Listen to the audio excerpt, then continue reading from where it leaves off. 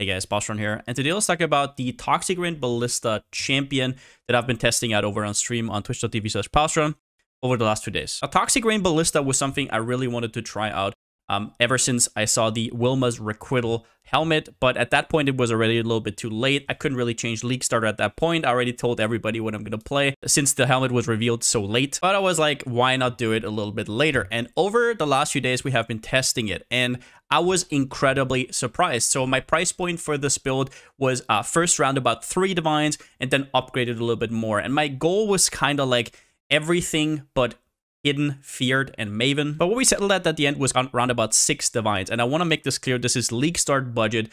We actually went in and saw how much stuff is worth on day 1, day 2, and not like buy it right now. If we bought most of the items right now, it would probably be around about 1 to 2 divines. And with this budget on just the Quill Rain, we were able to clear everything up to Feared, basically deathless. So while this is not a build guide, if the patch notes don't change too much for Toxic Rain or Ballistas in general, I'll probably make a full build guide about this. However, I wanted to present the build here right now, so let's get into it. All right, so before we get into the build, why do I League Start test early? Most people are like, you have to wait for patch notes to test. Now, I personally don't have time to test 4 to 5 builds after patch notes are out. So it's like 7 to 8 days. So what I personally do is I test stuff, right? But I don't do it like I throw items on a level 95 character and I just do some bosses.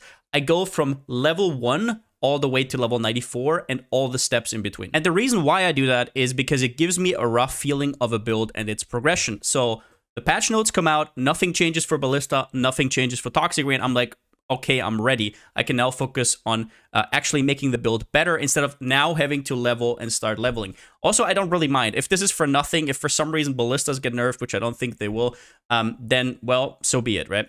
It also makes, so it makes it easier to react to patch notes because now you actually know what's going on.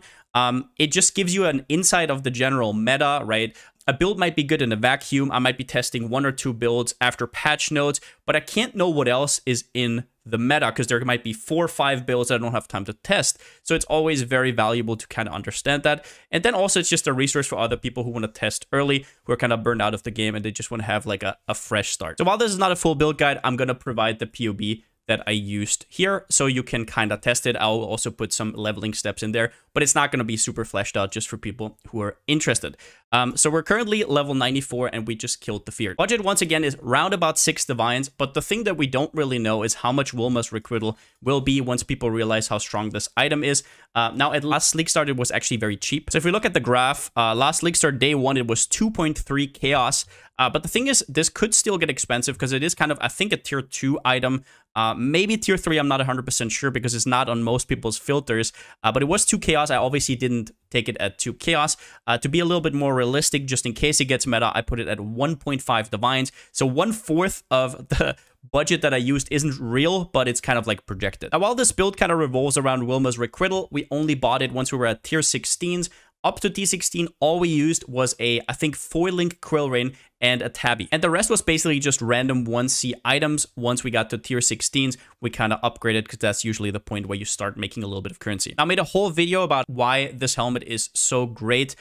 If you want to check that out, I'll link it down in the description. But the TLDR is that it can double dip certain mechanics, for example, Adrenaline. So the increases and reductions to cast speed also apply to attack speed, mean that stuff that gives you attack and cast speed can actually double dip. So for example, if you got 25% increased attack cast speed from Adrenaline, that is actually now 50 because the cast speed also counts. The same is true for Onslaught, Frenzy Charges, Haste, Val Haste, stuff like Coordination, or Time Clasp. Now, just to give you a little bit of an idea how good that actually is, currently I have 248% attack speed, and if I was to unequip Wilma's, it would be 171, so it gives me around about 80% attack speed. The only thing, in case you're wondering here, I put the Adrenaline in here, an extra 25% increased attack speed, because it's currently bugged on POB, because it does double dip in-game, but it doesn't on POB, so whenever that's fixed, definitely remove that. Now then, Wilma's Requital also gives you some accuracy, a little bit of energy shield, but it also gives you Ancestral Bond, which is +1 totem, which is always welcome. And it means you can't deal damage yourself, which you don't really want to. However, your Mirage Archer still deals damage. A question I get asked a lot is, why didn't I upgrade to a +3 bow? Was it just out of budget? Well, the answer is kinda, but the better answer would be that something like plus level of socketed gems is nowadays actually very easy to get in body armor, and Quill Rain just makes the build feel 100 times better.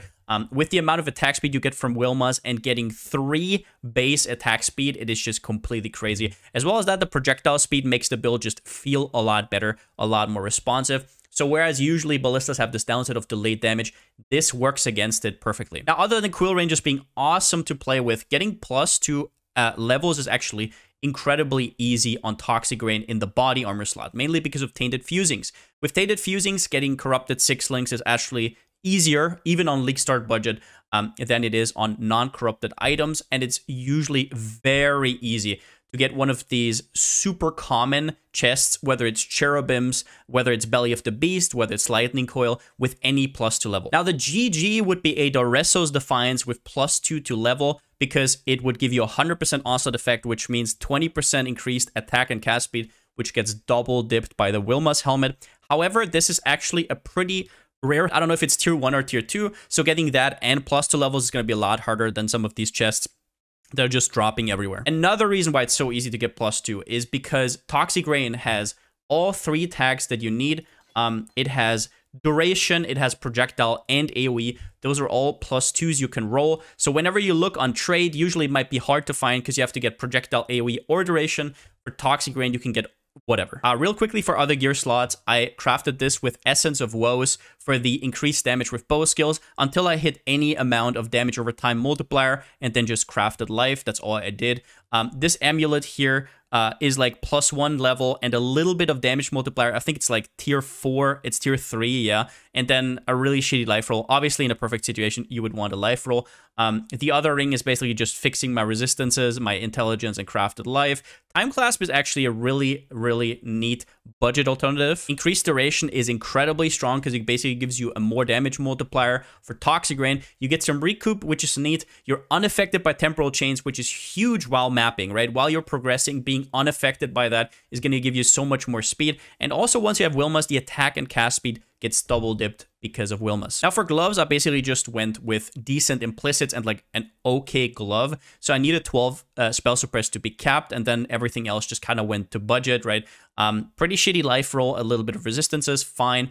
The implicits, I went for Maim and Extinguish. Obviously, if I got Chaos Damage over time multi, that would have been premium.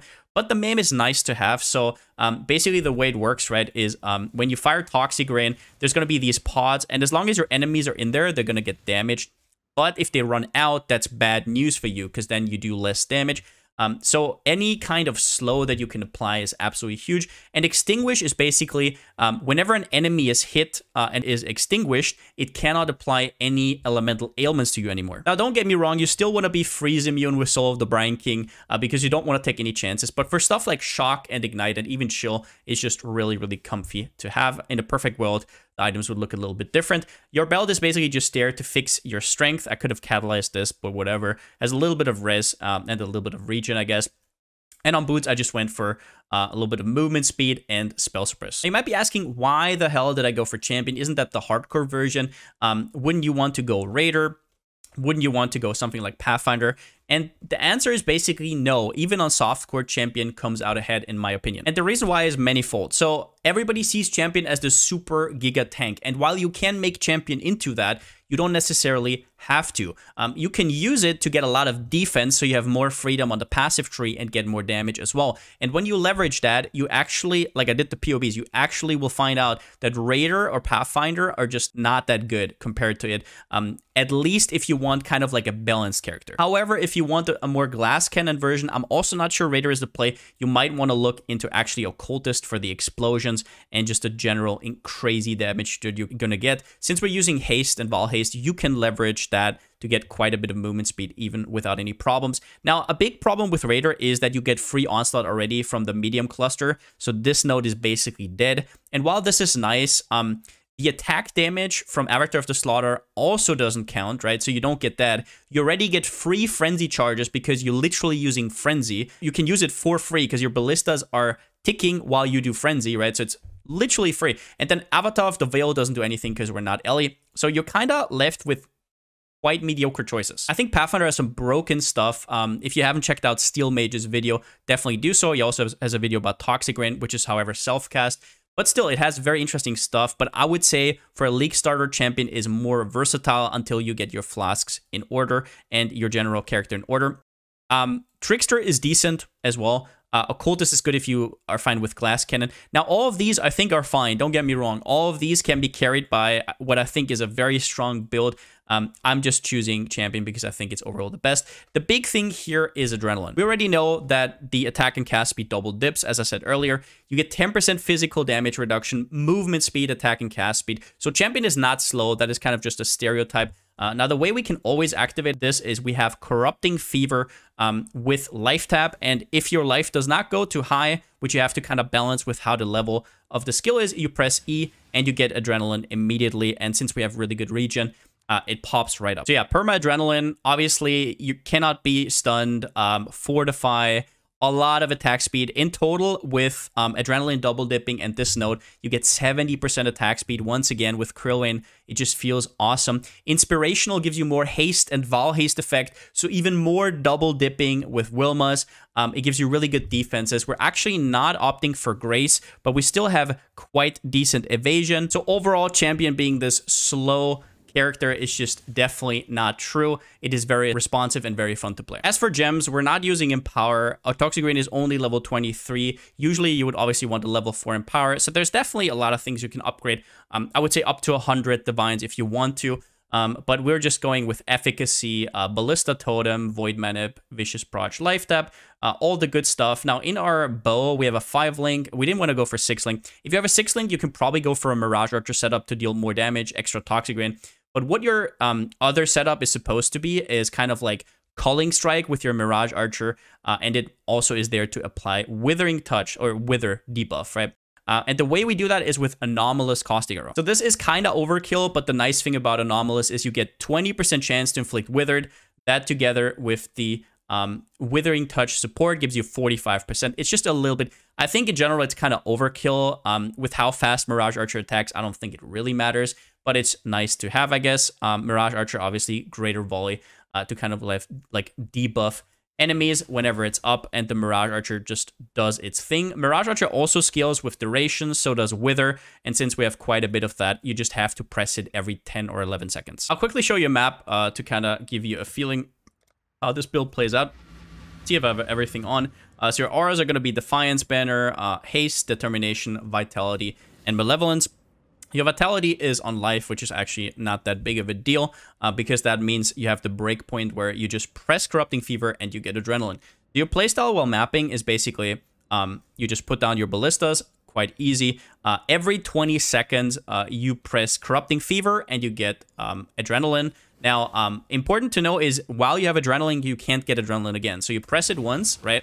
But you don't want to press it while it's up. So if you press it again, you're just degenning and nothing happens, right? It's not going to be that big of a deal. You have good regen. We have a life flask. It's all good. But usually you just want to press it every 20 seconds. As well as that, we're just pressing Caustic Arrow here or there. It's a Wither. It does pretty good damage. Like it can kill normal mobs basically on its own. Sometimes magic mobs. Other than that, against bosses, we press Despair. And we get Frenzy Charges. I have GMP on it to make it a little bit nicer. You don't want to have to aim every single time. You can press this if you want during mapping if you have damage problems. Usually, I just need it at bosses. Whether you want Blink Arrow or Flame Dash is your thing. I just bossed, so I had Flame Dash. But while mapping, Blink Arrow is a lot better simply because we have so much attack speed. But yeah, let's simply show you how this would map usually. So I press Adrenaline once. Then I basically hit Mirage Archer once. And then they just do their thing. As you can see here, everything dies behind you, basically. Now, as you can see, our Mirage Archer is incredibly, incredibly fast right here. And we can basically just have this playstyle. Mirage Archer is going to basically put 15 Wither stacks on everything immediately. Now, we can also press Val Haste here or there whenever it's up. Put it down. Let's get some single target damage in here. Let's put Despair on. One thing I want to mention here, by the way, is that a lot of people are using Mark of Submission on this build, and it actually doesn't work. So Mark of Submission would give you, in theory, would give you Despair always, but it actually doesn't work with stuff like traps, mines, totems, and not even Mirage Archer is what I found out. So I kind of had to self-cast it. You don't really need it while mapping. It's a little annoying in maps where enemies have Chaos Rays, but in general, it's not that big of a deal. So yeah, you just kind of go through. Now, one thing I want to say is one really cool thing about this build was I didn't really ever die while mapping. So there's often this awkward phase once you're gearing at League Start where you're like, so should I go for damage, but then I don't have any life rolls on my stuff because I don't have enough currency for both. And you just keep dying and you're kind of like at level 90, 91, and it feels awkward. This build, literally up to 94, it was just a complete breeze. And I could just talk to Chad, we could just chill, and the Ballistas basically did everything. But yeah, this is kind of the showcase. Now, the passive tree is pretty damn basic. Now, one thing I want to mention here is that there is a reason I have a Toxic Rain with 14% quality. Now, a while ago, Remy and at the time Darky, or now Ben, actually did testing about where the certain breakpoints are where Toxic Rain has the most pod overlaps, and it came out that it's at 5 projectiles without adding any arrows. It is exactly 39% increased. We get 12% from here, 20% from the mastery, so that is a total of 32, and then 7 more with exactly 14 quality. 15 obviously also works. Now, the thing that we want to do is we want to get down here to Ironwood, Panopticon, and Surveillance. For this build, what I did, I don't really feel like it's necessary, but I kind of like it. Since we already get so much attack speed from Wilma's, these nodes here aren't that crazy anymore. So I actually opted for Totem Life and Fist damage reductions, and my Ballistas don't really die as much anymore. So that is really cool to have. So I have more time to do other stuff. Duration scales Toxic Rain's damage. It's basically a more multiplier, so it's incredibly strong to be here. We need Mage Bane for the spell suppression cap. If you don't, that's huge, because then you get all that evasion from your dexterity. It's actually quite a downside. We lose like 3,000 evasion. So if you can get that on gear, huge. We couldn't on this budget. Basically just obvious choices, some wither effect. As for cluster jewels, we kind of need 2 clusters. 1 cluster is very necessary. And the other 2 are kind of like whatever. So we have a large cluster here first, so we can actually have 2 medium clusters without having to path anywhere else. We have just Wicked Paw here. This is obviously a really trash one. The best would be Wicked Paw and the other node that gives you 30% chaos damage and 10% attack and cast speed.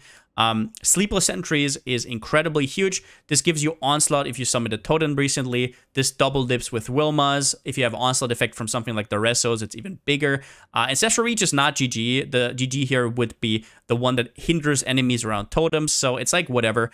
We basically just rolled this with alterations. Same thing here, we just rolled this with alterations to get the Mortifying Aspect. This is needed to get all of these auras in there. Otherwise, you cannot do it. Since our helmet slot is gone, we can't go for Mana Reservation Efficiency or Devouring Diadem, so we really need this small cluster, unfortunately. Until then, you just don't use either Haste, Malevolence, or I would always use Determination, so either Haste or Malevolence. The second medium cluster jewel is basically just there for Shrieking Bolts, and this is just such an incredible node. It has chance to taunt enemies on projectile hit. Now, there's obviously this mastery that taunts enemies around totems, but it's only for 1 second, and it's also just around, so you have to kind of place the totems on top of the enemy. It's kind of weird. This is just so easy to do, and it also gives you a lot of damage, so why not? We literally just alt spammed until we get that one. Obviously, you would want a really nice second notable here, like for example Repeater. As for leveling, there wasn't really anything where it was ever inconvenient. We tested out a few strats.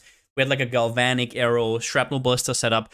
But what we settled with in the end is from level 1 to level 12, you go for Splitting Steel. Then at level 12, you will go into Poisonous Concoction, which is just completely insane. You really just slam on Poisonous Concoction, LMP, Volley, and you're just gonna completely rush through enemies. Up to around about level 32 to 38, where we're gonna respec into Toxic Rain and Toxic Rain Ballistas. At that point, there is no reason to not self-cast as well, right? You have self-cast damage, you have Ballista damage. But the more you progress, the more your Ballistas are going to take over. You definitely want some kind of way to have Wither. But during that, it's just a very comfy transition. It might need a few levels to kind of take off because Toxic Rain scales really well with levels. But the main problem with staying with Poisonous Concoction too long is that you're going to have to pick nodes that are not going to be relevant for Toxic Rain. So you're going to have to do a lot of respecs, which on League Start is definitely not optimal. Of course, should I League Start this, I will obviously make a way more comprehensive leveling guide, but here it is. It's just Act 1 to 10 basically if you want to kind of like test it roughly. What you're going to do for Poisonous Concoction is you're going to grab the Poisonous Fangs as quick as possible for the life and mana gain on hit. You do not go for Field Medicine unless you want to go for Poison Conk later, but I really wouldn't recommend that. You're already going to be Toxic Rain plus Toxic Rain Ballistas, so I wouldn't do too much. The 8 points that I will take and respec later are Swift Venoms plus this Mastery here. It gives you a ton of damage. Definitely get this one as soon as possible, as well as Poisonous Fangs and this here. So these are the 8 points we're going to respec eventually. However, this is basically Act 2, and then you're kind of setting up for this. Act 3, you're taking Herbalism with Life Node to just make it a little bit more comfy, get the Finesse on the way, and after that, we have enough damage with Poison Conk that you can already take some of the bow notes here. So we're going to set up with Avatar of the Hunt. Early, we're not going to have a Quartz Flask, so getting this phasing on kill is just absolutely insane. Then in Act 4, we're basically respecking. So once we're respecking in Act 4, you can have 8 passive points if you do the 2 other quests. If you don't want to do that, you can just leave it here and do it later if you feel comfy with it, but it doesn't take long. It takes like 3 minutes. We respec into Watchtowers, as well as the totem action speed cannot be modified. I'm not 100% sure if I want that, actually seeing it again. Maybe I'll change that, whatever. We go down here to Deadly, Draw, and Heavy Draw. This gives us a ton of AoE. For leveling, we also want the Blink Arrow and Mirror Error cooldown recovery speed. And up here, we're taking the Mastery for increased AoE. And now this is where it gets a little bit interesting, because at first I was like, okay, we're just going to go kind of self-cast Ballista Hybrid. It's going to be fine, right? And you do want to self-cast Toxic Rain plus Ballista at this point, right? There's no reason. You don't have Ancestral Bond, so you can still deal damage yourself. So do that, right? Use your sockets, use your attacks yourself. However, we tried this out. It actually was the best way to go down here to Panopticon, Surveillance, and Ironwood as soon as possible. And yes, that is even before you get up to the Duration Cluster here, which is insane at this point. It's still better. In Act 6, you're then going to get Ironwood, which at that point, you're going to have 5 totems. So that is what? That is 750 flat armor at that point. It's incredible, right? And these nodes, it gives you extra placement speed, another totem, right? Increased damage, totem life, totem res. It's not going to die during campaign. So that is just incredible. You can try it out yourself if you don't want to do it that way.